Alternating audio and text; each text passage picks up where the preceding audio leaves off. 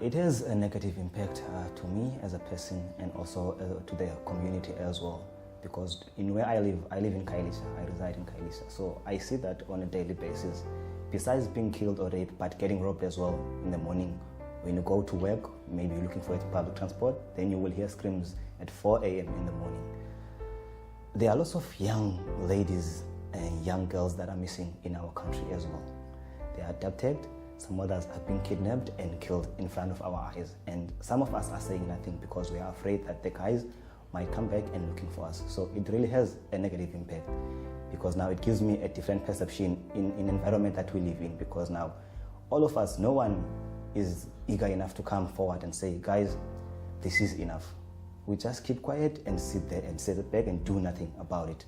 So it really hurts my heart because I've got younger sisters as well. I've got a mother, I've got a sister, I've got a brother as well. So it really has a negative impact towards me and towards the whole community that I live in as well.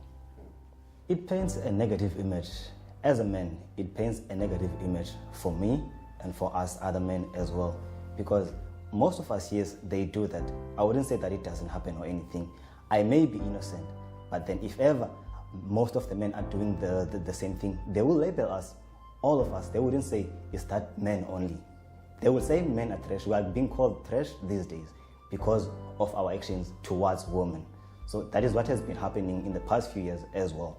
So especially I'm a bit disappointed as well, because if you take a look, it's the youth that is doing all these things. I think about 3 or 4 months ago, I had a story about the lady that was being shot at res by his boyfriend. 3 or 4 months later, I had a little girl, a 5-year-old girl, that was raped inside the restaurants, in the toilet. So it breaks my heart. It really breaks my heart because we're reading stories every day. But then you will find that some cases are not being followed properly. There are some documents missing. Then I would ask myself, but why? Why? This lady is only 5 years old, but you can't tell me that the man that raped or killed this young lady is still in our community. So what should we do as men to stop something like that? But then you voice that point, being one man. Then the others, they will like, no man, please don't involve us in this. We've been living here for 20, 15 years. This has been happening. We are used to it. So please, if you want to take actions, do it alone. Don't involve us. It really, really breaks my heart to see something like that happening to our young sisters and our mothers as well.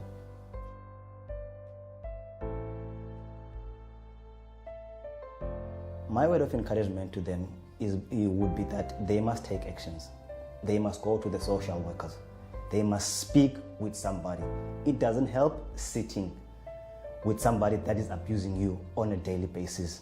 Take actions, stand up, take actions, go to people that are willing to help you. There are churches as well. There are pastors at church that can help you with that situation. There are social workers at some of our clinics in the community. Go there, ask for help, tell them the whole situation. Don't hide, because some of the ladies, they've got the tendency to protect their boyfriends. They say, no, he will change one day. You see the situation, you try to talk to them. Listen, I see what is happening to your life. Your boyfriend is abusing you on a daily basis. Can you please try? I'm not the best person that I can say, okay, I can speak with them, but I can advise them that please go to somebody that will listen to you.